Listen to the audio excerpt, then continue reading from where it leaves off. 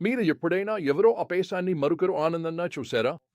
బహుశా మీరు మీ సహోద్యోగి యొక్క పోటీదారుడు పదోన్నతి పొందకపోయినప్పుడు సంతోషపడినదాన్ని చూసింటారు, లేదా మీ పొరుగువాడు కనుక ఈర్ష్య కలిగించే వ్యక్తి కష్టాల్లో ఉన్నప్పుడు సంతృప్తిగా ఉన్నదాన్ని గమనించవచ్చు. మనకు దగ్గరగా ఉన్నవారు బాధపడుతున్నప్పుడు దానిలో ఆనందం పొందడం చాలా కలవరపెట్టే విషయం.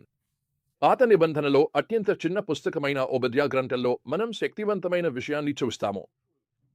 దేవుడు ఇతరుల దురదృష్టంలో ఆనందపడేవారిని, ముఖ్యంగా అవసర సమయంలో వారి పక్కన నిలబడాల్సిన వారు అలా చేయకపోయినప్పుడు ఖండిస్తాడు.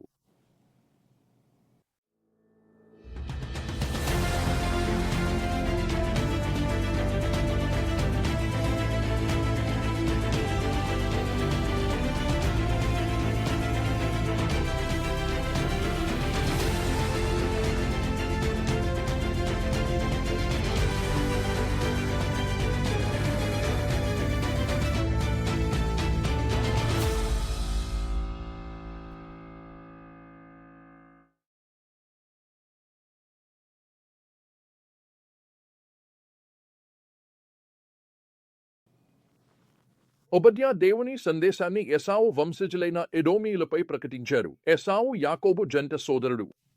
ఈ రెండు జాతులు యాకోబు నుండి, ఇశ్రాయేలు ఎసావు నుండి ఎదోమీయులు బంధువులే.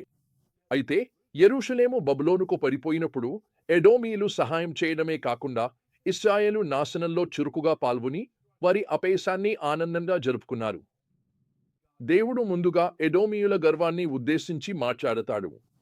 వచనాలు 3-4 చదువుతాము. నీ హృదయపు గర్వం నిన్ను మోసం చేసింది. రాళ్ల చీలికల్లో నివసిస్తూ ఎత్తుల్లో నీ ఇంటిని నిర్మించుకున్నవాడా, మీరు నన్ను నేలమీద దించగలవాడు ఎవరు అనుకునేవారు. మీరు గద్దలా ఎగిరి మీ గూడు నక్షత్రాల మధ్యలో వేసుకున్నా అక్కడి నుంచే నేను నిన్ను దించేస్తాను. ఎదోమీయులు పర్వత ప్రాంతాల్లో నివసించేవారు. వాటి సహజ రక్షణల వల్ల వారు అపరాజయులని భావించారు. వారి భౌగోళిక భద్రత వారిలో ఆధ్యాత్మిక గర్వాన్ని కలిగించింది. వారికి ఎవరూ తాకలేరని అనుకున్నారు. కాని వారు ఎంత భద్రంగా ఉన్నట్టు అనిపించినా దేవుడు వారిని కింద పడేస్తానని హెచ్చరిస్తున్నాడు.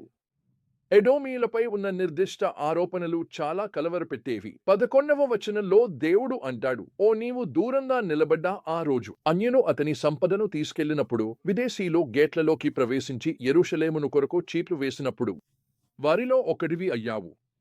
యెరూషలేము దాడి సమయంలో ఎదోమీయులు చూశారు. వారు తటస్థంగా ఉండలేదు. 12-14 వచనాల్లో మనకు తెలుస్తుంది. వారు యూదా విధ్వంసాన్ని చూసి ఆనందించారు. వారి ఆపదను చూసి ఉల్లాసపడ్డారు. తప్పించుకునే వారిని పట్టుకోవడంలో కూడా సహాయపడ్డారు. ఈ ద్రోహం మరింత దారుణంగా ఉండటానికి కారణం ఈ రెండు జాతుల మధ్య ఉన్న కుటుంబ సంబంధమే. ఎదోమీయులు మరియు ఇశ్రాయేలీలు మేనమామ మేనల్లులవారు, ఇద్దరు కవల సోదరుల వంశజులు. వీరి మధ్య కూడా ఒక క్లిష్టమైన చరిత్ర ఉంది. కానీ గతంలో ఏవైనా విభేదాలు ఉన్నా యెరూషలేము అత్యంత కష్టకాలంలో వారు కనీసం దయ చూపించాల్సింది. దానికి బదులుగా వారు క్రూరతను ఎంచుకున్నారు. దీనికి దేవుని ప్రతిస్పందన ఉంది. 15వ వచనంలో ఆయన ప్రకటించాడు, ప్రభువు దినం సమస్త జనములకు సమీపించిందని. నీవు చేసినట్లే నీకు కూడా జరుగుతుంది. నీ క్రియలు నీ తలపై తిరిగి వస్తాయి. నీవు విత్తినదే నీవు కోయవలసి వస్తుంది అనే సూత్రం సంపూర్ణ గ్రంథాలలో కనిపిస్తుంది. ఇశ్రాయేలు నాశనాన్ని ఆనందించిన ఎదోమీయులు తామే నాశనం చేయబడతారు. ధనాన్ని దోచుకున్నవారు తమ సంపదను దోచిపోబడతారు. విశ్వాసఘాతకులు తమ మిత్రుల చేతే మోసపోతారు. 7వ వచనంలో హెచ్చరిస్తున్నట్లు, నీ మిత్రులు నిన్ను సరిహద్దుకు నెట్టివేస్తారు. స్నేహితులు నిన్ను మోసం చేసి అధిగమిస్తారు. అయినా ఈ తీర్పు సందేశంలో కూడా దేవుడు తన ప్రజలకు ఆశను అందిస్తున్నాడు. ఈ గ్రంథం పునరుద్ధరణ వాగ్దానాలతో ముగుస్తుంది. కానీ సియోను కొండపై రక్షణ ఉంటుంది. అది పవిత్రంగా ఉంటుంది. యాకోబు తన వారసత్వాన్ని స్వాధీనం చేసుకుంటాడు. 17 వచనం, ఎదోమీయులు పూర్తిగా నాశనం చేయబడి ఒక్కరు కూడా మిగలకపోవచ్చు. 18 వచనం, దేవుని ప్రజలు పునరుద్ధరించబడి మళ్లీ తమ భూమిని స్వాధీనం చేసుకుంటారు. చివరి వచనంలో ప్రకటించబడింది, రాజ్యం యెహోవాదే అవుతుంది. 21 వచనం, దేవుని ఉద్దేశాలు చివరికి నెరవేరుతాయనే శక్తివంతమైన గుర్తు. నిజంగా బైబిల్ యొక్క ఈ మహత్తర కథలో మనం ఈ ప్రయాణాన్ని సాగిస్తూ వస్తున్నప్పుడు దేవుని ప్రజల హృదయాల్లో పదే పదే చొరబడే ఒక పాపాన్ని మీరు గమనించారా? అది పాపం. అది అహం. అది ఎప్పుడూ పతనానికి, విపత్తుకు దారి తీస్తుంది. ఇది మళ్ళీ మళ్ళీ జరుగుతూనే ఉంది.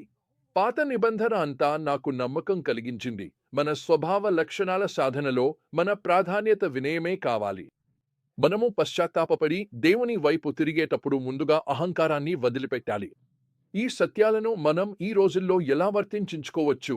మొదట మన హృదయాల్లో ఎక్కడైనా ఎడోమీయుల మనస్తత్వం ఉన్నదేమో పరిశీలించుకోవాలి. మనకు ఇష్టం లేని వారు కష్టాల్లో పడినప్పుడు మనకు లోపల పలక సంతృప్తి కలిగే స్వభావం ఉన్నదేమో చూడాలి.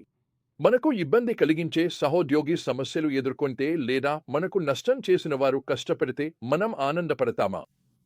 ఇలాంటి మనస్తత్వాలను అబద్య మనలో నుండి తొలగించమని పిలుస్తున్నాడు, ఎందుకంటే ఇవి అహంకారంలో నుంచే వస్తాయని గుర్తించాలి. రెండవది, ఇతరులు ముఖ్యంగా మన సహవిశ్వాసులు కష్టాల్లో ఉన్నప్పుడు మన స్పందన ఎలా ఉంటుందో ఆలోచించాలి. వారి బాధలో మనం వారితో నిలబెడతామా లేదా దూరం ఉంటామా? మన సహాయం అందిస్తామా లేదా వెనక్కి తగ్గిపోతామా? బాధపడేవారితో ఏకత్వాన్ని చూపాలని దేవుడు ఆశిస్తాడు. మూడవది, దేవుడు మన చర్యలు, మన మనోభావాలను కూడా గమనిస్తారని మనం గుర్తుంచుకోవాలి. ఇశ్రాయేలు దురదృష్టంపై ఎడోమీయులు ఆనందించడం, ఉల్లాసపడటం, ఈవెన్ వారు యెరూషలేము పతనంలో ప్రత్యక్షంగా పాల్గొనకపోయినా దేవుని చేతనే ఖండించబడింది. అబద్య గ్రంథం చిన్నదైనా దాని సందేశం శక్తివంతమైనది మరియు కాలాతీతమైనది. అహంకారం మనలను ఇతరుల దురదృష్టంలో ఆనందించడానికి దారితీస్తుంది, కానీ వినయం మనలను వారి బాధలో వారితో నిలబడేలా చేస్తుంది. మొదటి మార్గాన్ని ఎంచుకునే వారిపై దేవుని తీర్పు పడుతుంది. రెండవ మార్గాన్ని ఎంచుకునే వారికి ఆయన పునరుద్ధరణ సిద్ధంగా ఉంటుంది.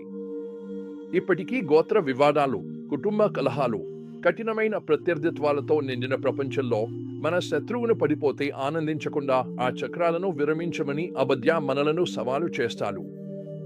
దాని బదులు మనం దేవుని పునరుద్ధరణ కార్యానికి ప్రపంచంలో నిజమైన దూతలుగా మారాలి.